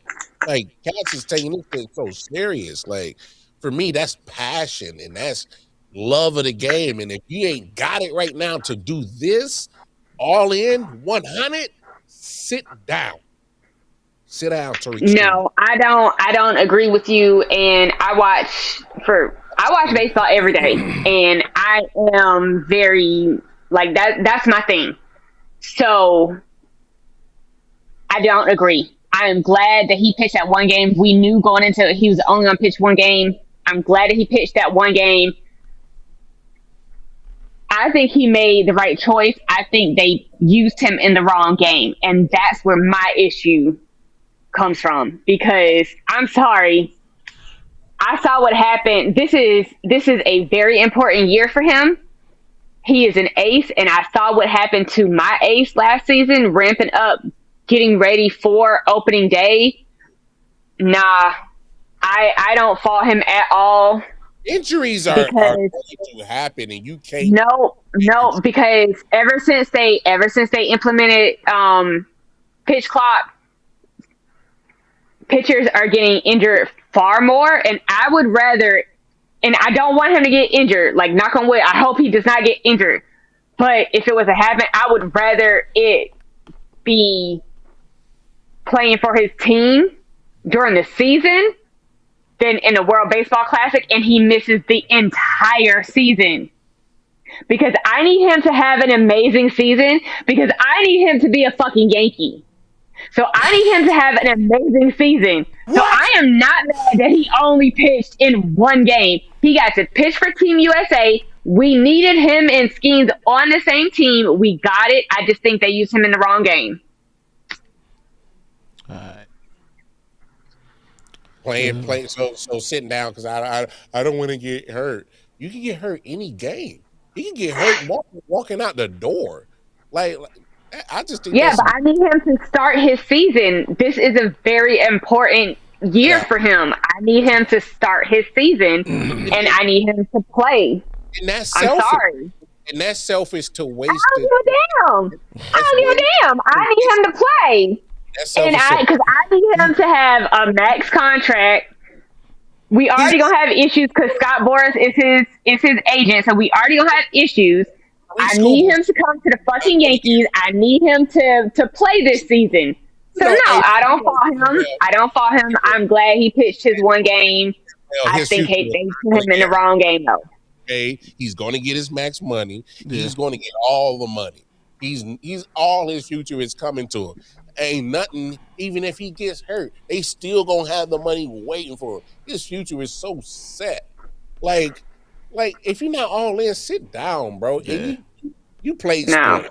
I don't know how you don't see it that way. You play sports. If you're not all in, don't. As a starting pitcher and an ace, nah. Not that close to opening day, and then it might throw off your rotation. How many aces do we have? Like they only have one. They don't. So okay. So like the Yankees. I mean in baseball. Period. Like anybody could have pitched that game and won it. Like you could have. Dude, sit down, man. Nobody's mad at you for wanting to save yourself and get your bag. Go get your bag. Yeah, but give that spot to somebody else. Like we ain't gonna have, yeah. So, But it's already worked out where they would have another pitcher coming in. It was already worked out. So I don't fault him for that. That's what I'm saying from the beginning. Like I'm only pitching if no. Well, no, we don't need you to do that. No, I'm sorry. real baseball fans, those of us that really watch baseball, we needed him to pitch. I don't care that it was only for one game. We needed that. I'm sorry, we needed that. Yeah, but you just said he shouldn't have pitched that game, and that was his agreement. He said, "I'm pitching this game." So what did you need him for? If you're saying he shouldn't have pitched that game, he should have pitched against them. But he was only scheduled to pitch one game, and DeRosa pitched the game. Picked the game that he pitched. He should have picked a different game. Exactly, but that's what I'm saying. He called his shot. He said, "No, I'm only pitching one game, and it's this game." But if that's not the game he should have been in, then what was the point? Because DeRosa, the way DeRosa did the lineup, no, he said that. No, Tariq Skubal made his rule. He said, "I'm pitching one game, and it's going to be against Great Britain." Period. It's only this one. Period. So that's what we're saying. If that's it, you're not the only person saying it. Again, remember, I'm a baseball novice, so I'm taking all the information. You're not the only person I've heard say that. So if that's the case, bro, okay, then we'll see you in 3 years. We could do it again. Go get your money. I need somebody who can pitch this game, and it ain't like it's the whole country. Because we could get somebody to pitch that game. Because how it came down to it, we needed to win every game because they lost one game and needed help to advance. So it's if you're not all in, then from the jump, and that's just always been my point from the jump. If you're not all in, sit down. This is something it's Olympics. I'm happy he pitched. I'm not mad at him for going back to his team. No. Sorry. Like Aaron Judge coming up, yeah. I'll play, but I'm only batting lead off, and I'm only batting in the first inning. Well, sit your ass at home, because as soon as you come up, the other teams just walk. Aaron Judge is done for the day. Nope, I'm sorry. No, a position player and a pitcher, those are completely different demands. I'm sorry. No. Both are very important to the function of your team. A pitcher can. They are, but they're different demands. The demands are different. I understand physical demands, but I just mean like the presence of a player. Like if we need you, we need you. If I need you at 4:00, I need you at 4:00. I don't need you at 2.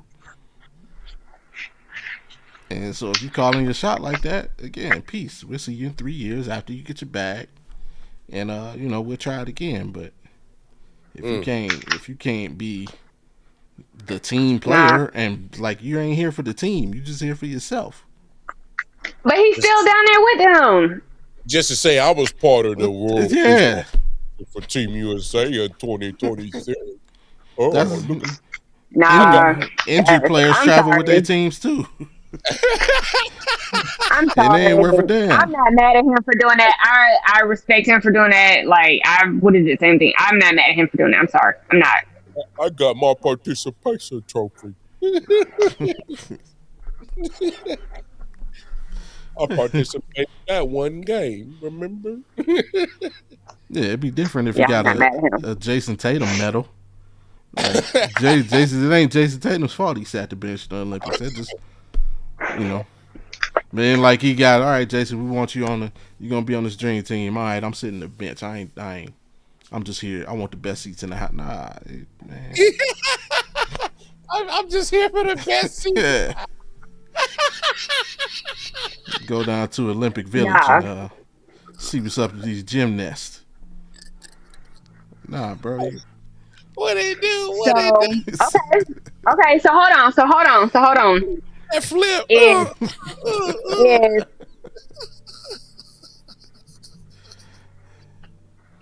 So if that's the standard that he's held to as a pitcher, y'all, because it ain't mine, y'all, Golden Boy, why he ain't pitching? Who? He's literally not allowed.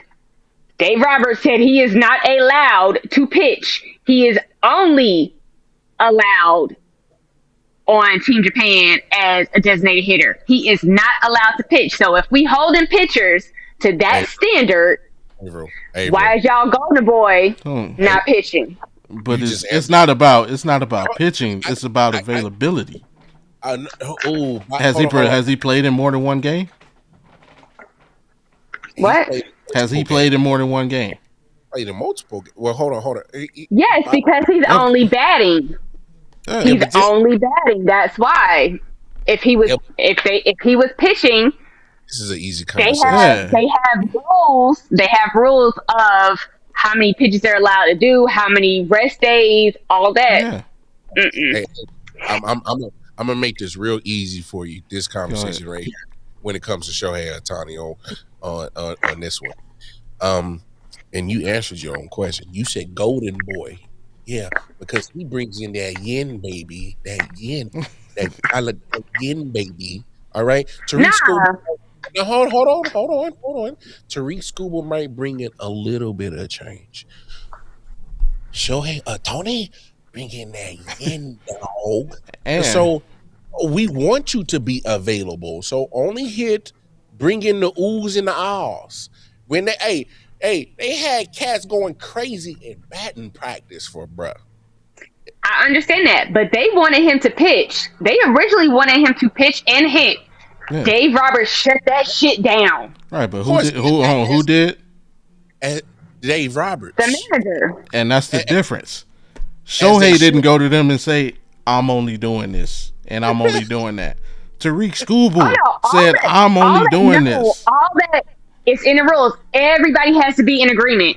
But it doesn't matter. Have said it, but everybody has to agree on it. But it doesn't. And it has to work out with their rotation, all that. There's so much that goes into it. I don't fault him. I'm sorry, I don't. But you're messing. I'm not. It's okay that they accepted his terms.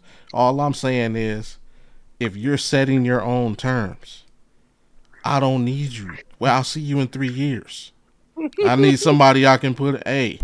What are they playing? Whatever trophies on the line. Hey, Skubal, give me an inning. Mm-hmm. And it ain't this ain't. So you mean you just gonna sit there? Trophy. It's a tough game. It's a tough game. The trophy's on the line. It's the bottom of the 13th. We got a chance to win this trophy. Skubal, can you give me an out? No, I'm straight. I already pitched my one game. Man, I'll beat your ass on this bench. I swear to God. So, why are you there?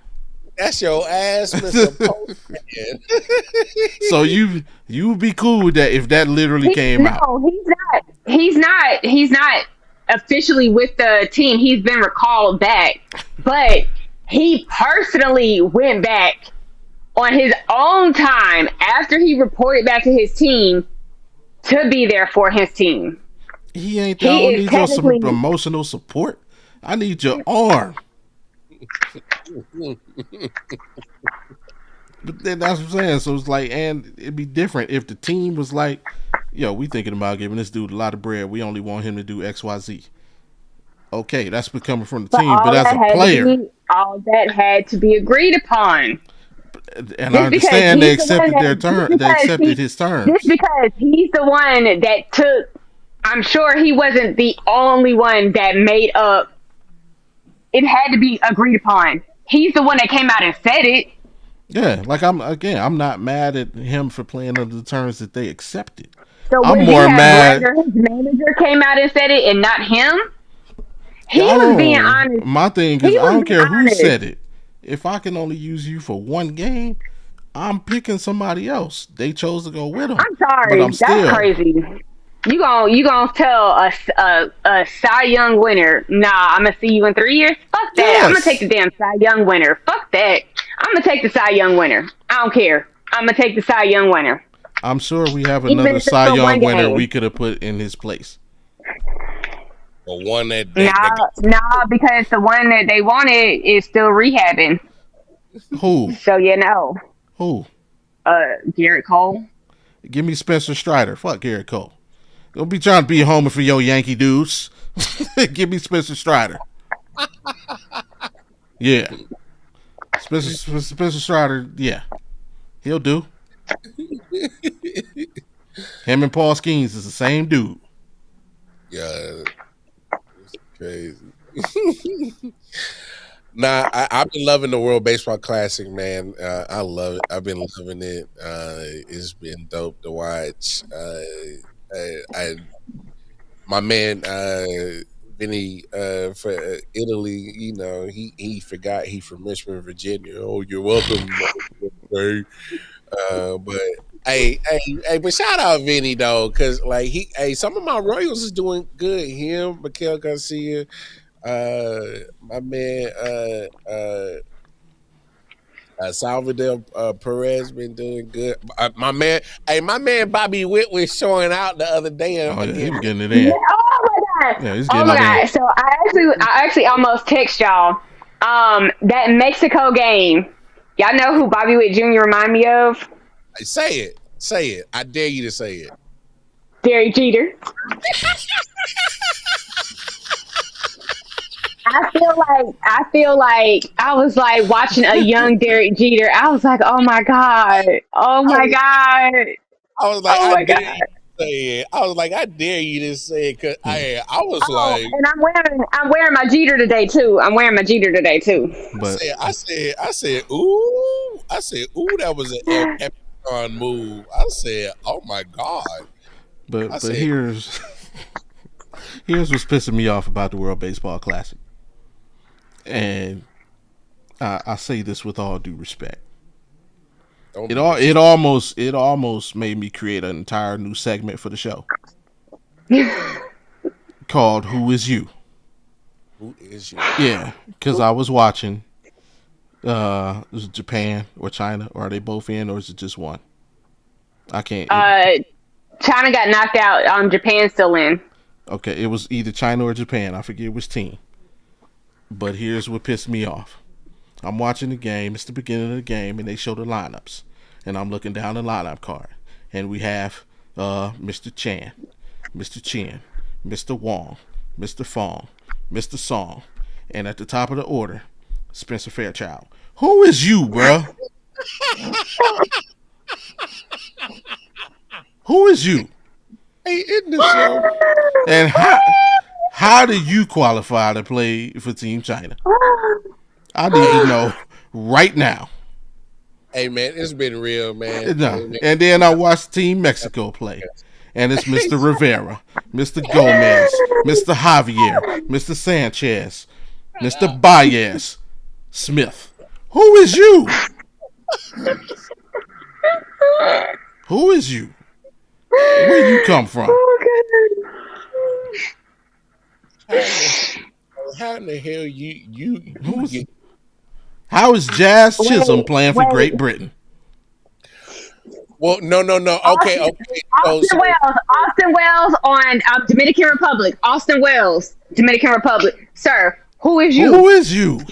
Well, I Who guess is you? the Bahamas is British controlled, I'm assuming. Yes. Yep, that's how he got in. Because he's Bohemian, and then I know I know Trace Thompson, who made the great catch, who is Klay Thompson's brother. I guess they're from the Virgin Islands or something like that.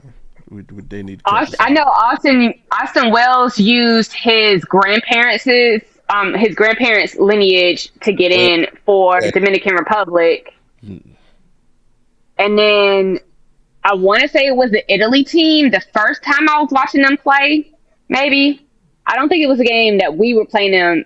Maybe it was another game, but they started using, if you have any kind of Italian lineage, because they couldn't find enough players from Italy. If you have any kind of Italian lineage, they were making you like a dual citizen or something like that. It was like something weird that they did to make you eligible for Team Italy. No. Yeah. Who is you? Get up out of here. Who is you? Get up out of here, man. If you ain't born there, you ain't from there, bro. Hey, but I lived there for like 15 years. Yeah. No, you lived there. You ain't from there, bro. Yeah. So I went and looked at all the lineups because I wanted to see like which MLB players that I know were playing for which team.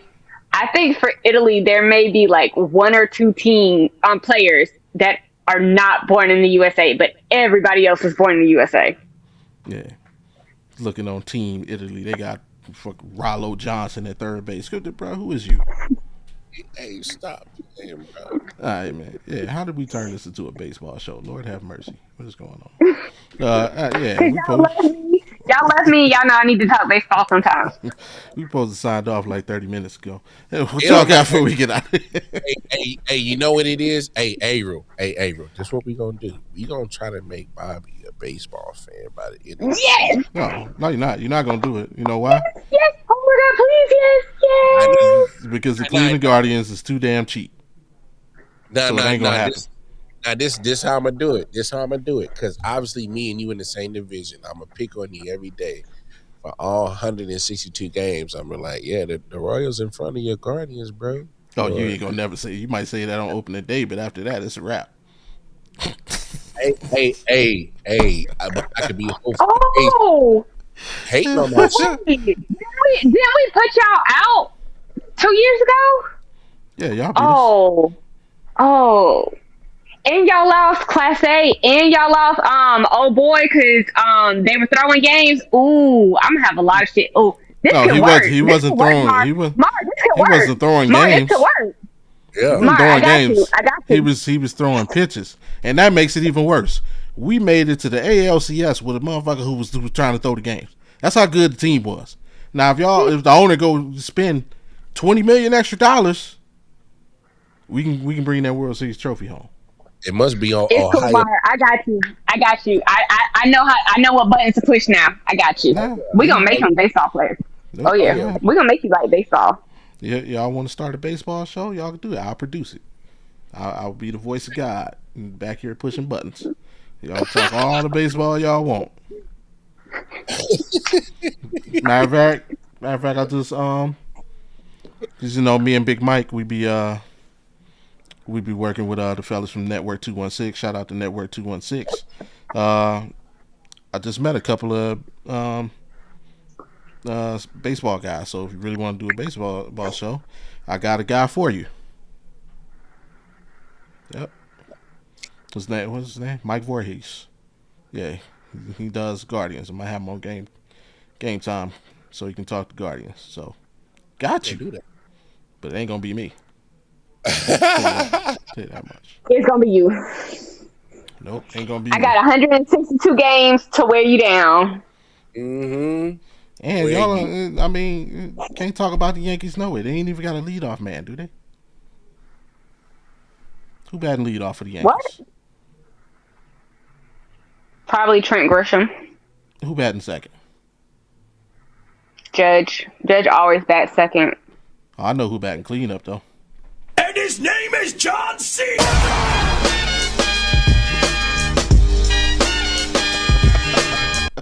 I'll let y'all, man.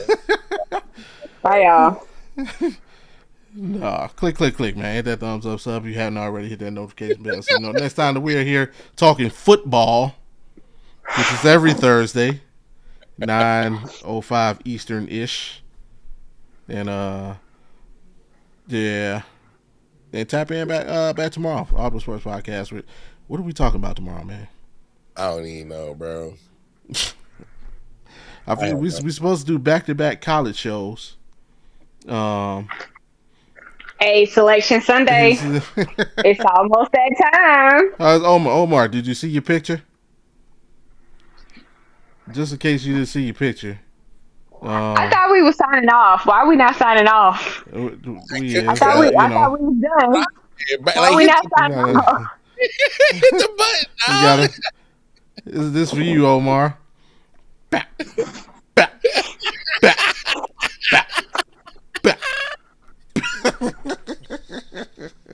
thought we were signing off. What happened, guys? This is crazy. Oh, see this route. Get some.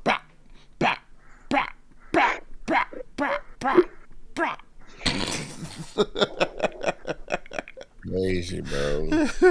All right, man. We catch y'all later, man.